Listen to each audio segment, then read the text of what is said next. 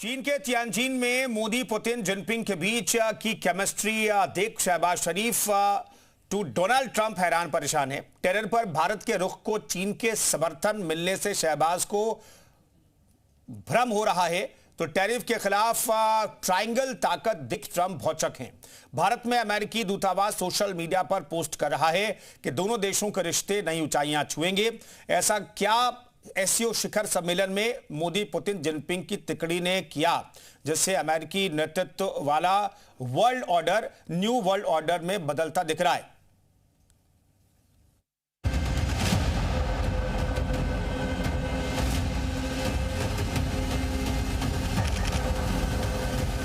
जमीन चीन की, मंत्र एससीओ का और परचम हिंदुस्तान का लहराया। टैरिफ हो या टेरर,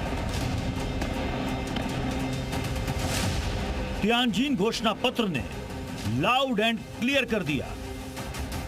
हमें स्पष्ट रूप से और एक स्वर में कहना होगा कि आतंकवाद पर कोई भी डबल स्टैंडर्ड स्वीकार्य नहीं होंगे। तियानजिन में भारत की साख देखिए, भारत की धाक देखिए।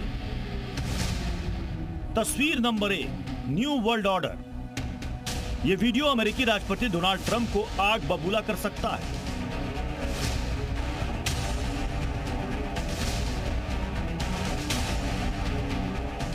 जियोपॉलिटिक्स की दुनिया में इस वीडियो ने तूफान मचा दिया। ट्रायंगल देख दुनिया हैरान है। बाएं पुतिन है, दाहिने जिनपिंग है और बीच में पीएम मोदी मार्च कर रहे हैं। पुतिन की कार में पीएम मोदी, दोनों नेता रिट्स कार्ल्टन होटल तक राष्ट्रपति पुतिन की 13.5 करोड़ की कार में एक साथ सवार होकर पहुंचे। तियानजिन में भारत की कूटनीतिक जीत की गवाह है ये 3 तस्वीरें। एससीओ सम्मेलन शुरू होने से पहले प्रेसिडेंट शी जिनपिंग के साथ पीएम मोदी की मुलाकात हुई। रिश्ते पर जमी बर्फ पिघली। एससीओ घोषणा पत्र में पहलगाम हमले की निंदा हुई और सम्मेलन के बाद प्रेसिडेंट पुतिन से पीएम मोदी की खुलकर बात हुई और दुनिया ने भारत रूस चीन ट्रायंगल की बेजोड़ केमिस्ट्री देखी। ऑपरेशन सिंदूर में चीन ने पाकिस्तान का खुलकर साथ दिया था।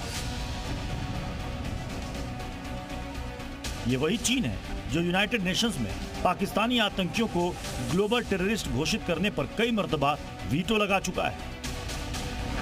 लेकिन वो साल दूसरा था, ये साल दूसरा है। तियानजिन घोषणा पत्र को पढ़कर पाकिस्तान माथा पीट रहा है। यह हमला केवल भारत की अंतरात्मा पर भी आघात नहीं था, यह मानवता में विश्वास रखने वाला हर देश हर व्यक्ति को खुली चुनौती थी। ऐसे में प्रश्न उठना स्वाभाविक है, क्या कुछ देशों द्वारा आतंकवाद का खुलेआम समर्थन हमें स्वीकार्य हो सकता है? एक्सेलेंसी, हमें स्पष्ट रूप से और एक स्वर में कहना होगा कि आतंकवाद पर कोई भी डबल स्टैंडर्ड स्वीकार्य नहीं होंगे। शंघाई सहयोग संगठन के राष्ट्राध्यक्षों ने जो घोषणा पत्र जारी किया है उसमें सदस्य देशों ने पहलगाम में हुए आतंकवादी हमले की कड़ी निंदा की है। मृतकों और घायलों के परिवारों के प्रति गहरी संवेदना व्यक्त की है। हमले में शामिल आतंकियों, आयोजकों और प्रायोजकों को सजा दिलाने की मांग की है। भारत के लिए बड़ी बात है कि जिस मंच पर रूस और चीन जैसे दिग्गज देशों के राष्ट्राध्यक्ष मौजूद थे, वहां पाकिस्तान के सामने ही पहलगाम हमले की निंदा करते हुए आतंक के खिलाफ लड़ाई लड़ने का संकल्प लिया गया। एक्सेलेंसी, भारत पिछले 4 दशकों से निर्मम आतंकवाद का दंश झेल रहा है। कितनी ही माताओं ने अपने बच्चे खोए और कितने बच्चे अनाथ हो गए। हाल ही में हमने पहलगाम में टेररिज्म का बहुत ही घिनौना रूप देखा।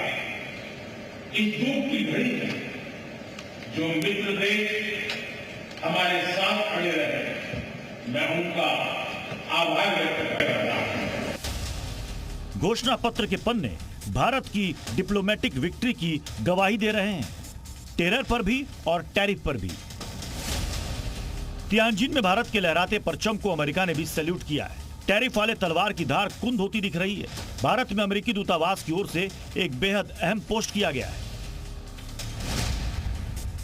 अमेरिका और भारत की बीच साझेदारी लगातार नई ऊंचाइयों को छू रही है, जो 21वीं सदी का एक निर्णायक रिश्ता है। इस महीने हम उन लोगों, प्रगति और संभावनाओं पर प्रकाश डाल रहे हैं जो हमें आगे बढ़ा रहे हैं।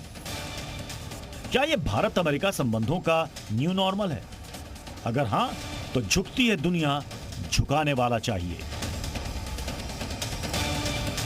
सभी देश आज राष्ट्रपति ट्रंप के टैरिफ्स की जो नीति है उसका सामना कर रहे हैं। यदि उनको अमेरिका से हटकर अपना तालमेल बनाना है तो उसमें भारत बहुत अच्छा योगदान दे सकता है। इसीलिए मुझे लगता है कि भारत की जो साख है, जो स्वागत है इस पूरे शिखर सम्मेलन में, वो बहुत सुदृढ़ तरह से सामने नजर आया है। तियानजिन सम्मेलन की टाइमिंग बहुत अहम थी। ट्रंप के टैरिफ से चीन भी परेशान है, भारत भी। और पुतिन अलास्का में ट्रंप के साथ बैठक करके भी खाली हाथ मॉस्को लौटे थे। लिहाजा तीनों के महामिलन से भारत ने जो कूटनीतिक निचोड़ निकालने की कोशिश की वो हासिल हुई है।